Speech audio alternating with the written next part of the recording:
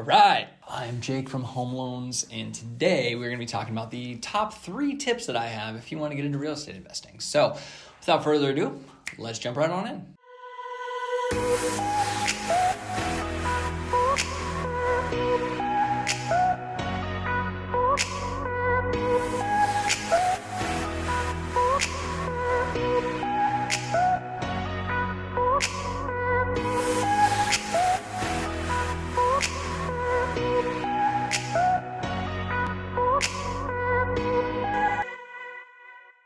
Now, what's up guys? I'm Jake from Home Loans and welcome to the Home Loan channel where I talk about anything having to do with the mortgage side of the real estate market. Now, today we're going to be talking about investment properties, how to get started, how to house hack, and kind of what to do from that point in time. So I'm giving you my top 3 tips on how to get started with investment properties. So jump right on in. Number 1, first thing we're doing is you're not looking for your dream home. You are looking for an investment property. Keep that in mind when you first start shopping. You can get pre-approved. If you own no real estate, you can get pre-approved. Look at the bottom of your budget. Look at something that has a low monthly payment. You're not trying to put 20 to 30% down. You actually want to keep that cash for your second property. You're trying to do minimum down payment, do whatever you can to get a seller's credit, bring that interest rate down. You want a low monthly payment and you don't want the perfect house. Now, the reason you don't want a perfect house is if you get the perfect house, you're not going to want to leave. It's not going to make any money. You want something that you can rent out that's going to make you money. And it's not going to make you a ton of money. Your goal with your first home is to break even. Keep that in mind when you think about real estate investing. Your goal is not to make a ton of money on your first property.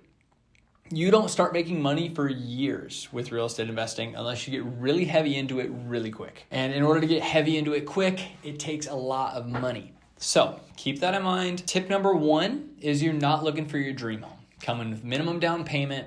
You're looking for something that's going to work, that's going to be in a good area to rent out, that people want to be in, that you don't have to rent out for too much money. Your goal, your primary goal with your first property, live in it for 1 year, 12 months. That's what's required usually when going conventional.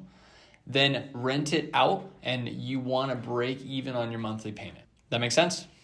All right, sweet. Number 2, live in the property for 12 months. When you buy a property, live in it. You get a much lower interest rate when it's your primary residence, and you only have to be in it for 12 months. Figure out a way to make it work for 12 months. Now, point of this goes beyond just living in it. What I said earlier, you don't want to put a lot down because you're going to need more down for your second home. Now, when buying a second property, if you're buying with a conventional loan, a conventional mortgage, you're able to actually use the income you're going to be getting from the rental property before you get it. Whereas FHA, you can't do that. But when you do buy a conventional, because you're no longer a first-time home buyer, you are required to bring 5% down to the second house instead of 2 or 3%. So you do need a little bit more of a down payment. You're going to have to pay your closing costs as well. But this is the best way to jump into that second home.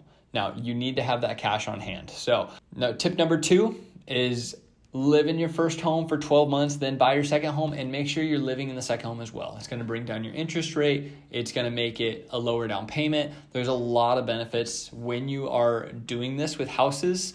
There's a lot of benefits to buying the house, living in it for 12 months, and then renting it out. Now, when it comes out of the actual rental space, you can rent out the home and use that income to come in. So as a bank, we look at what you're making as rental income. Now, the way we do this is you either have to have a signed lease agreement of someone moving into the home, or you can get an appraisal and we can use what the net rental value would be. We have to use the lower of the 2. So if you get both done, we have to use the lower one.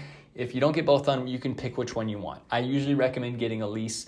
Now, you don't have to have this rental lease signed before you start looking for a home. As long as you get it signed and dated and ready to go as a rental lease before you move into the second house, you can use it as income. Now, other things to keep in mind when you're looking at rental income is as a bank, we're only allowed to use 75% of what you're making on your property as income because we automatically allot 25% of it to go back into the house because we assume things are going to break and you're going to have to fix stuff as a landlord. So keep that in mind. If you have a $2,000 a month mortgage and your goal is to break even and you rent it out for $2,000 a month, we as a bank are only allowed to use around $1,500 of that to qualify you for the next home. So you're actually still technically paying $500 a month for the house. So keep that in mind. That's also the reason we want that monthly mortgage payment lowered. If that's lower, then anything you're bringing in you can probably make more monthly than you're paying for the mortgage payment.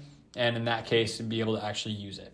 Now, the third and final tip I have for you today is have a solid savings account. Real estate investing is an incredible way to make money long term. It's also a really, really good way to lose money short term. So what you want to have when you're buying your second property, you want to have enough reserves in the bank, not only pay your down payment and your closing costs, but you need to be able to pay both mortgages for at least 6 months to a year. Now, keep that in mind because a lot of people think, oh, rentals are going so quick. I'll just move in. We're going to make money right away. With interest rates this high, it's hard to get a rental property that you're actually making money on right now up front until you own a solid amount of the house. So again, your goal up front is to break even. You are looking long-term with these rental properties. So with that being said, you have to account for months that you don't have renters, and you got to account for months that are rough and things break, or things break when you move into the new property and you have to get it fixed. You want to have cash on hand for these things because you're gonna be months you're gonna have to pay 2 mortgage payments. Doesn't matter how good your lease agreement is, doesn't matter how good your renter is. There's always gonna be times where there's at least a month or 2 you have to pay that, and sometimes it can be more if you don't expect it. So with that being said, real estate investing is also one of the quickest ways that people default on mortgages and have to either declare bankruptcy or do a short sale of their home. So when you're looking at this, you can look at the reward, but make sure you're factoring in the risk and what it's gonna take to be able to move on if something pops up. Now, that was tip number 3. That's all I got for you today. Thanks for watching. If you haven't yet, go follow me on social media, Instagram at Jake from Home Loans. Love to talk to you. And please leave a comment down below on what you think of this video. If you think it's a good idea to start real estate investing, or at least have the goal in mind, or if you think everything I just said is horrible. So leave a comment below. Love to talk with you and hope to see you soon.